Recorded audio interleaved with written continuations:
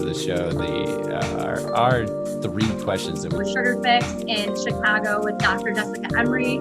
So thank you so much for jumping on. I mean, I'm still going to work on it, but yeah. And then right away, as soon as that first thing comes out, they sign up for it.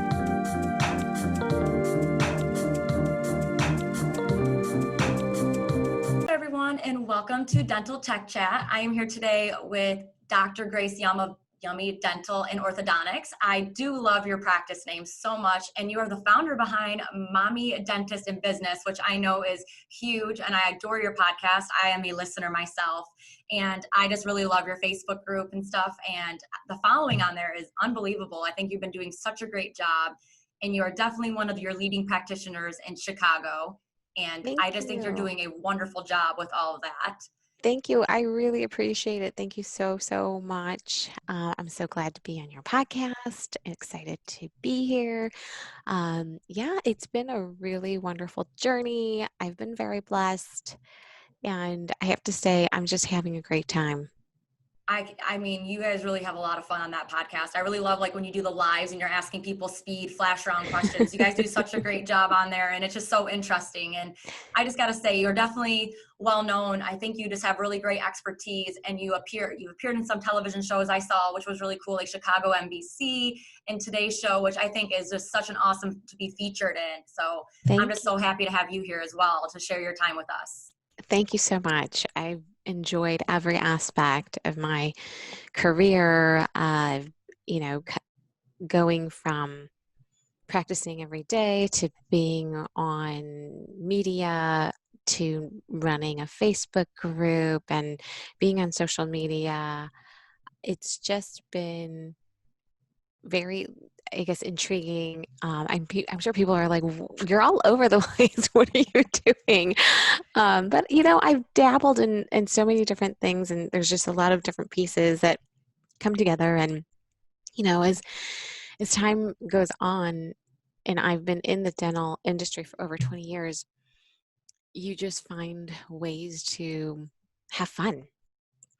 Absolutely. I mean, like you said, I think it's just so neat how you had maybe started out, like I was reading about your story when you started when you were like 18 and looking up to your mother and just stuff like that. And just seeing like how you've grown this community of moms and becoming like your own mom boss and showing like, you can do your passion and you can also have your career. It's just been really amazing, and making that fun and showing women that it can be done has been so neat. And I really just love your story behind all of that. And you really use your social media to your advantage, which is great.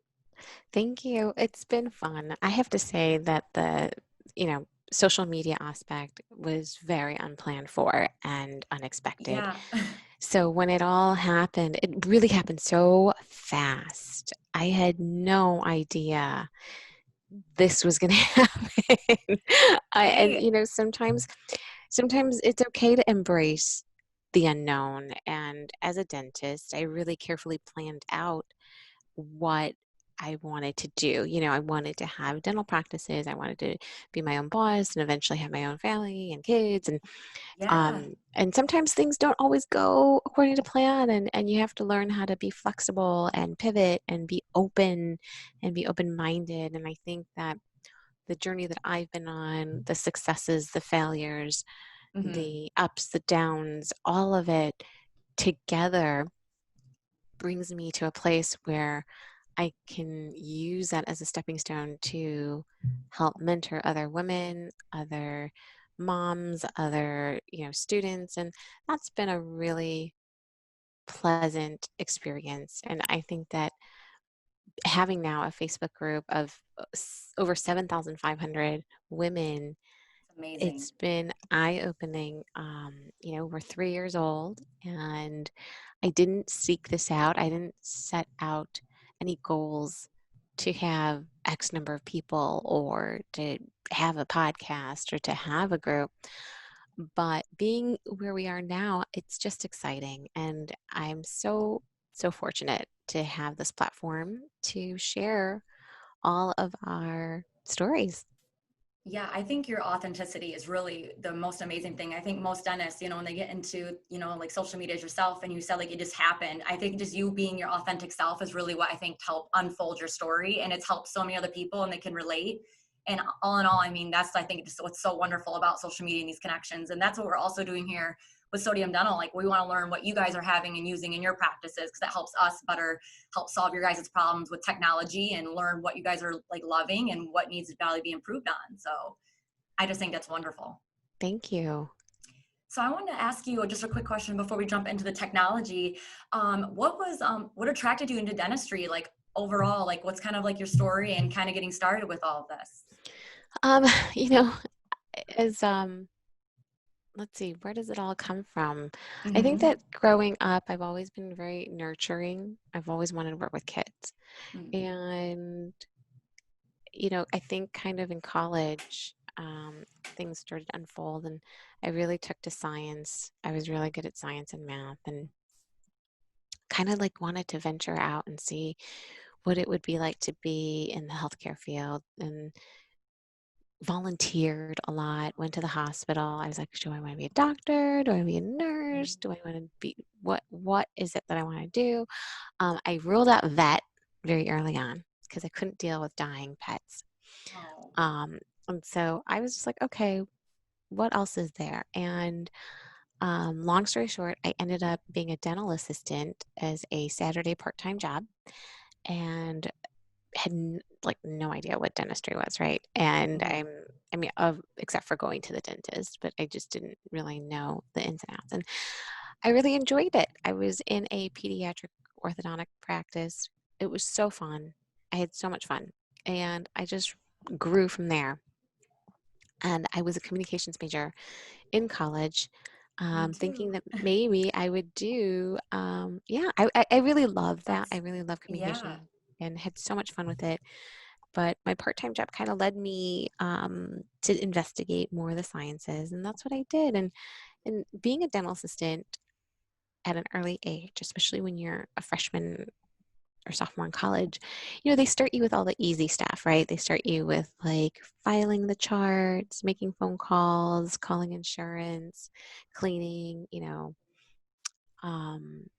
stocking. And so I did I like rotated through the dental office and did like everything, even marketing. And so it was just a lot of fun. And that's where the passion grew. That's where the interest grew. And that's how it all got started.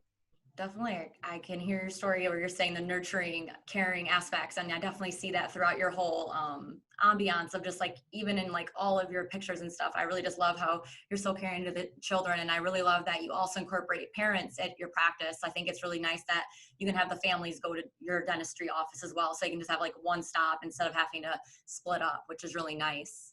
Yeah, it's been convenient for sure for a lot of families. Well, great. I am looking forward to seeing what technology you're using in your practice. So I wanted to ask, our first question is the Diamond in the Rough. So this is a product that you are using that maybe not many dentists know about that's been a big advantage at your practice. Let's see, Diamond in the Rough. I don't know what other doctors use. I only know what I use, and I really love technology. Of course, when it works. When it's not working, it's frustrating. But I really have to say that if there are doctors that are not digital, you know, that's like the first step I think that you have to do is become a digital practice. And what I mean by digital is making sure you've got, you know, digital radiographs or x-rays, trying to not have paper charts. I think that's like first step, and doing away with paper charts is amazing. And I love, love, love that. And I think that you have to look at different ways of communicating with patients. So technology as in your communication platform and how you communicate with your patients, whether it's through email or texting. I think that's really important as well. And I love that I can use different types of technology like the my scanner, my intraoral scanner. So we don't have to do those messy alginate molds on kids. We can scan their teeth for, you know, as long as they're able to do it. So there's a lot of different ways that technology in my office, I use technology, but I like toys. I like gadgets. So I really like to use that in my office.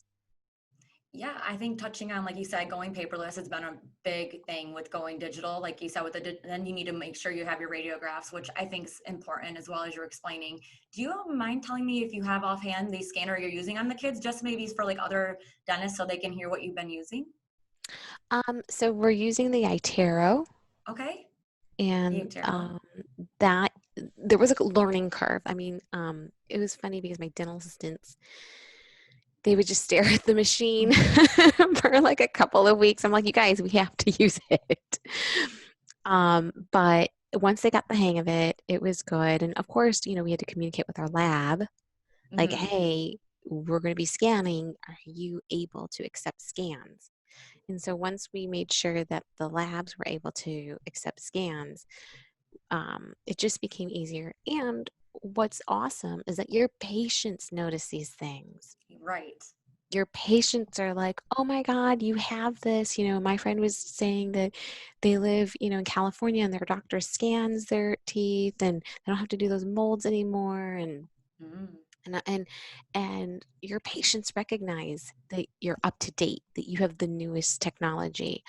That's what they're paying for in essence. Not only is it a marketing tool that you're up on your technology, but it's also creates value. Like it's creating, like, this is why this year my fee schedule increased by 3%.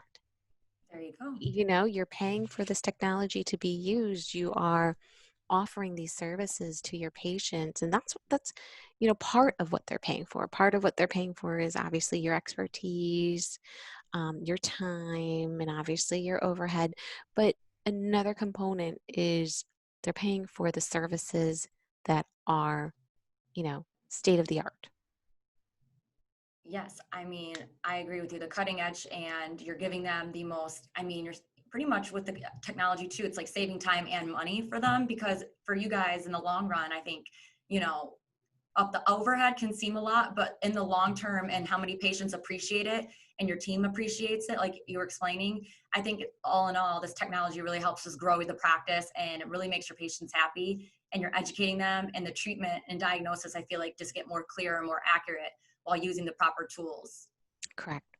So that's really great to hear. And I just think, having the scanner with the kids, I bet's a lot easier because I can only imagine getting an impression with the child's mouth. I'm sure that is not easy. Even as adults, I sure we struggle. Yeah, definitely. The kids love it. It's about the experience, and when they But leave it's, happy, it's a better experience for them. It's a better experience for the parent. It's a better experience for your assistant and doctor overall. It's about um, it's about speed. It's about experience. It's about chair time. It's about the whole package. So if you're using technology to your advantage, it should save you time and it should save you money. It should pay for itself. yeah, the ROI will come back. And that's the big thing with technology, which has been great from a lot of you dentists and hearing what you're using. So like you said, it's definitely been a big advantage. And I'm happy to hear that things are working out with the scanner with the kiddos at your practice. Yes. Yes. That's good. So I want to ask the next questions are no risk, no reward. So this is something that you've invested time in and you put the money in and it's been an advantage to the practice.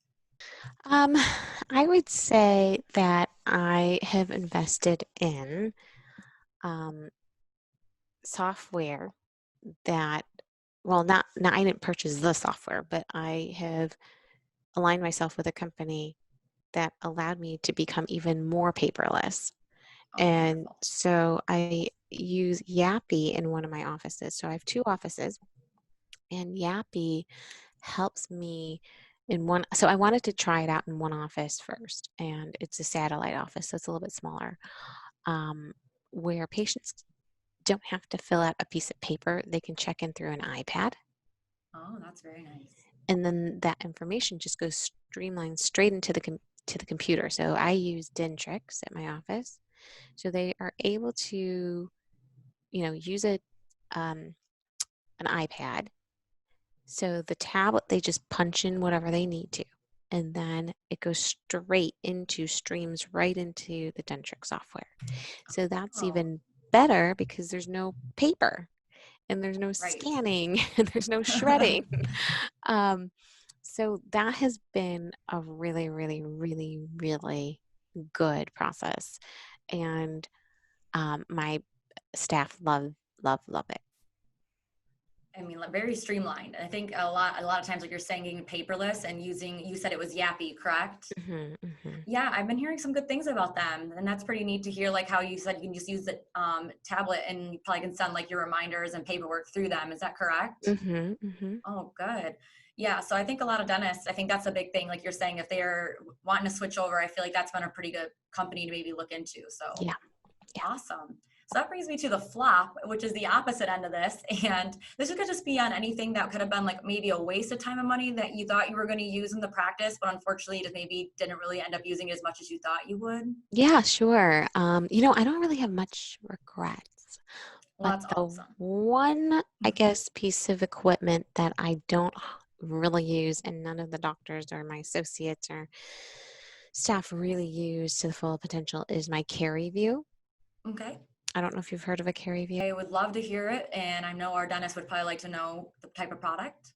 Um, I believe it's through Dexis, and Okay. CariVu, it looks like a pen, and what it does is has some kind of technology that has like almost like an X-ray, Oh, and okay. you can Mm-hmm. see dark spots in the tooth that are supposed to Mm. be lesions, like cavitated lesions. So if you can't take an X-ray, or if you're unsure, maybe you have a lesion that's under the enamel, but not Okay. like a huge cavity, Right. you can use that. It's not like transillumination. It's a little bit different. Because yeah, I've heard of that, and I Yeah. definitely know what that was. So I was a little thrown off just by like the name of this tool, because Yeah. I would definitely want to look into more of the tools they have. Yes. Yeah. So the CariVu, it's just not being utilized as much just because the doctors would rather have an X-ray. And so that's the one thing that I don't really use that I did invest in. Yeah, well, I mean, we all, I think, sometimes we think we're going to be using that product and maybe try to implement it where, it can be used when it's like maybe like, I would say like something like that. Wouldn't it be like more of like a one tooth scenario where you really kind of just want to like look at that specific tooth? Because like Mhm. when you went to get it, what was going to be like your purpose? I mean, we have used it. I mean, don't get me wrong, we have used Right. it. Just not as often as I would like, but we do, like if we have patients that are anti-X-rays and anti-radiographs, then I'm like, Hmm. and I'm like, I'm sorry, but we need to, Right. figure out like if this is a cavity or not, then we'll use it. Or if the patient's a gagger and we just can't get them Hmm. to get an X-ray, then we'll use it, and just to like rule Oh, there out you that there's go. no cavity. So there are reasons to use it. It's just not as often as I would like. Right. So that's really good to hear, because I'm sure, dentists would like to know when they're also, you kind of get in that situation where you might have a patient which is Hmm. having these same problems with like the gagging and not really knowing like if they want to have, the radiation, which is actually way safe now, Right, but right. so that's really great. And this just kind of leads me into my question about when you're doing your technology with the kids, or probably with like the parents. I just kind of wanted to hear like your dental fluence, like how you kind of connect with the maybe like the parents when you go to like do like the kids x-rays, like kind of how to get that treatment started, because sometimes I'm sure they kind of shy away maybe from that getting done, but with the kids, do you take x-rays just as much as adults? So you know what, with we only take them once a year, Okay. and if they're high risk, then we'll say we need to take them a little bit more often. But if they're low Okay. risk, then we can wait another 6 months or so. But we often tell the parent that with the digital X-ray, there's lower radiation. Hmm. It's very minimal, and that it's really necessary because children's teeth, the enamel is different from adult teeth. Right. And some kids, when they get a cavity, if you wait too long to take an X-ray, it can blow up, and before you know it, Mm. they have tooth pain. And with adults, it might take 3 years before they feel any pain. Maybe the cavity progression is much slower, and the enamel makeup of primary teeth, much thinner, brittle enamel, and so the risk of getting a huge cavity is much greater. And so when we explain and educate the parent as to why we need the X-ray for the cavity, they will, say, yeah, they'll give you permission, and they're agreeable. And a lot of it is building trust with the patient. You have to build trust with your parents. And I tend to not be very aggressive or with my treatment planning, and say, you know what, this tooth is going to fall out within 2 years. There's a cavity in it, but I'm not going to fill it. Like if the child complains, then we'll decide, do we do a filling or just take it out? But I think that if you're honest and you're doing the right thing, or you're doing what you would want for your own family, the patient will trust you. And when you have to make these decisions and you have to do things, they're going to agree with you because they know that you're doing what's in the best interest of the child. Yes, you touched on some really great points about just really having a strong connection, like not only like, with your parents, because the kids want to feel comfortable. And I agree with you completely that it's all about that patient comfortability for the kids. And I think having the parents there and, it's like you're saying, you're not going to be pushy, and it just kind of shows itself, and you're making the best, I think treatment plan for the kiddo. Like you're saying, the tooth's going to fall out. That's really sweet of you to just kind of like break that down and have that, kind of a pure connection with them to where they don't have to feel like it's a must. Yes, yes. Wonderful. So yeah, and I think that like everyone who's listening should know that the relationship building is just as important. And as a dentist, the relationship you have with your patient, and you're not going to win everybody. You're not going to be best friends with everybody, and that's okay. But there has to be a fit, and you have to be comfortable. And I think that when you're a new dentist or a younger dentist in starting, and I'm talking younger not in age, but younger as an experience, there's a tendency to be like, oh, I want as many patients as I can have. And I need to have as many patients as I can grow the practice, and I need to produce. And there's this pressure. And to them, I have to tell you, you know what? You're not going to be a fit for everybody. And that's okay. And you're going to win some, you're going to lose some, but not everybody's supposed to be your patient. That's the best advice. And you have to discern that, because sometimes you regret treating a patient and you bend over backwards, and then 6 months later it just comes back and bites you in the butt, and they're not grateful, and they're just argumentative, and they write you a 1-star review, and you're like, why did I even touch this person? Or doctors are afraid to get rid of patients from their practice. And I'm not saying kick them out or give them a boob, but I'm just saying, like, you have a choice. You have a choice to take on people that you want in your practice. And so I train my front desk, like, look, if a patient calls, let's say you get a new patient call and they're extremely rude to you and they're extremely obnoxious, don't give them an appointment. And he said, I'm not starving. We're not hungry here. We don't need that. They should be appreciative of your service. Like if, they're calling for you guys, and that's crazy to me that people will call in and be upset like that, but it does happen. It does happen. It does happen. And you just say, oh, I'm sorry, it doesn't look like we can fit you into our schedule, and move on. Right. Because that right there is the first step, the phone call. And if your front desk knows appropriately how to filter the right patient, because the last thing you want is that rude person coming in and then physically in front of the whole lobby of patients start yelling and throwing papers at you or pens or whatever, that is what I call riffraff. I'm like, no, we do not need riffraff in the office.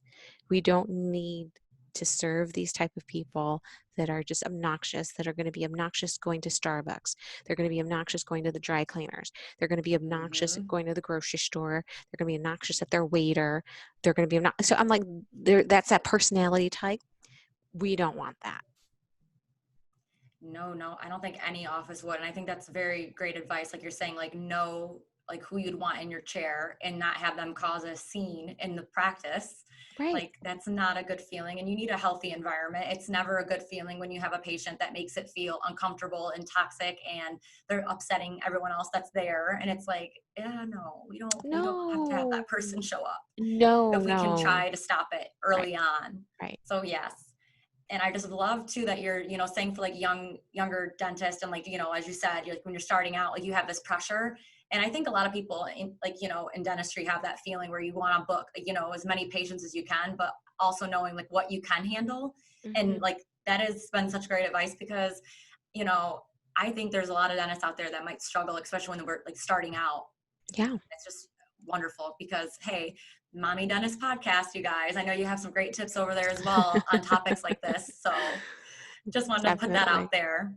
And Definitely. it is just so awesome to just get your tidbits on practicing. And even like when you said, like giving kids, you know, you're doing children a lot of times and giving those tips for new moms with kids. So if you guys wanted to see any of those, I just wanted to shout your channel out because your podcast gives really great tips for understanding what phases and what times kids should be doing things with going to dentists. Thank you. Thank you You're so welcome. much. So thanks for coming on to Dental Tech Chat, and I wish you all the best with your podcast and with your practice this year. Same to you. Thank you so much, Allie. Have a good one. Thanks for having me. You too. Thank Bye. you. It was so great having Dr. Grace Yum of Yummy Dental and Orthodontics, one of the leading pediatric dentists in Chicago, Illinois, here on our Dental Tech Chat. She is also the founder of Mommy Dentist and Business podcast. If you guys would like to go visit her, you can check her out on her Facebook page and Instagram handle. She explains to us today the importance of technology in creating value for her patients, and also she enjoys having it for her staff to use. Her advice is to first go digital in your practice and to go paperless, and then incorporate digital technology and using diagnostic tools in your practice. We hope you guys enjoyed this podcast, and we will see you in our next one.